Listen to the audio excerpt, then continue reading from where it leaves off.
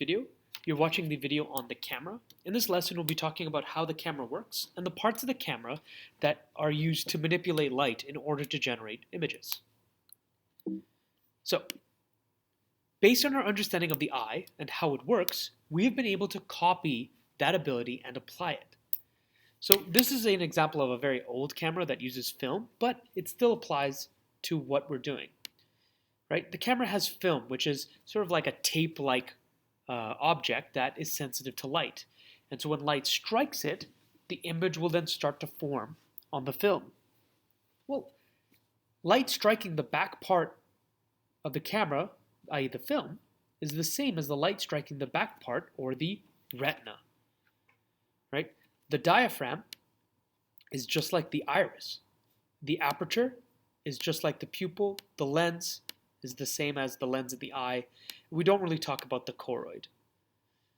So these are all things that we've used our understanding of the eye and applied them to create technologies and items that are used in everyday life. Now, again, these types of cameras that use film aren't very commonly seen anymore, but digital cameras work in a very similar way. Rather than using a film to generate an image, they convert the light into a digital set of signals that create the image for you. So, parts of the camera you need to know. You need to know what the lens is, what film is, the aperture, and the shutter and diaphragm. Right? These are all parts of the camera you need to know. So, the lens. The lens works just like our regular old eye. Right? As light strikes the camera lens, it gets bent and focuses towards the back of the camera, where the film would be, or where the photosensitive parts of the digital camera would be. And so what happens is the light is focused to create a sharper picture. And that's the same as a human eye, right? As light strikes the iris, as light strikes the lens, light is focused so that it produces a clear image for our brain to see. So the lens in the camera and the lens in the eye are basically the same. We have the aperture. The aperture is the hole that allows light to go through, right? So here, this hole here in the camera, that is the aperture. Well, what is its analog to the human eye? Well, you probably have already guessed that the analog to the aperture is the pupil. The pupil in our eye is just a hole that allows light to go through. So the aperture and the pupil are the same thing. We've just applied that knowledge into our technology. The diaphragm and shutter. The shutter controls how much light goes through the aperture, and each part of the shutter is called a diaphragm.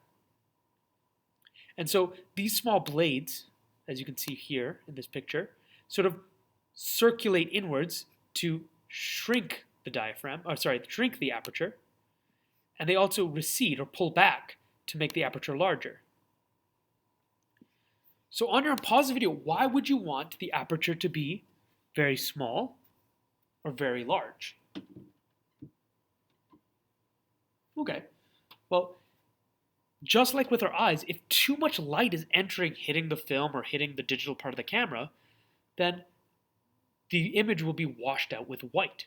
And so the shutter makes the aperture very small to only let a little bit of light in when it's really bright, so they can catch just enough light to make an image. And if there's not enough light and you're taking pictures in the dark, well, then the aperture wants to be bigger to collect more light. And this is just like our pupils. The diaphragm and shutter, as an organ in our eye, would be the iris. The iris does the exact same thing. It either shrinks or gets larger or expands to shrink the pupil in order to control the amount of light that enters our eyes.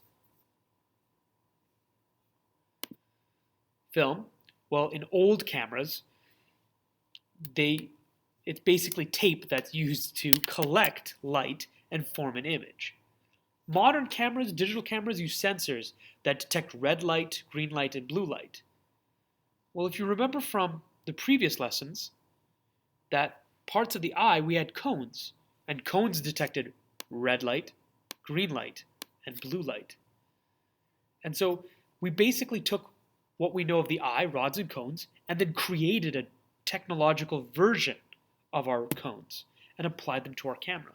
And so when a camera, instead of using film that basically produces an image, the light strikes sensitive parts of the camera that act as cones. The sensor in the camera, which is like a small computer, like a brain, converts these signals into the digital image. So this works just like our retina. The film is less sensitive, and this works more like our actual eye with our cones and rods, picking up specific colors of light and forming an image. This video will talk about that in more detail, and we'll be moving on from there. So the earliest camera that was ever used was called a pinhole camera. This device did not have a lens or any mirror. How did you think it worked? So pause the video and consider, how would a pinhole camera work if it didn't have a lens to focus light or if it didn't have any mirrors? Okay. Well, a pinhole camera basically works by allowing a small amount of light into a hole.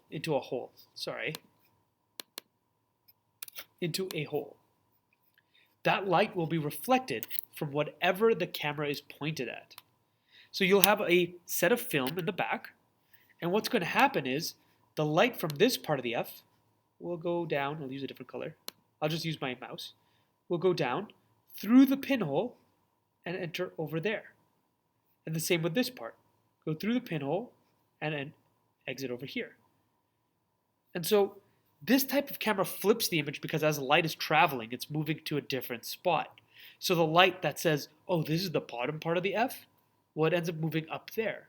And this part saying that this is the top part of the F, well, it moves down there. So pinhole cameras use really no real set of technology in terms of electronics or lenses in order to produce an image.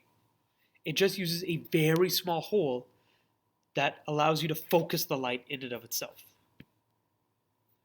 And so that basically covers what cameras do and how we've applied what we've learned about light and what we learned about the eye to create technologies that we use every day and are now found in our pockets through our cell phones.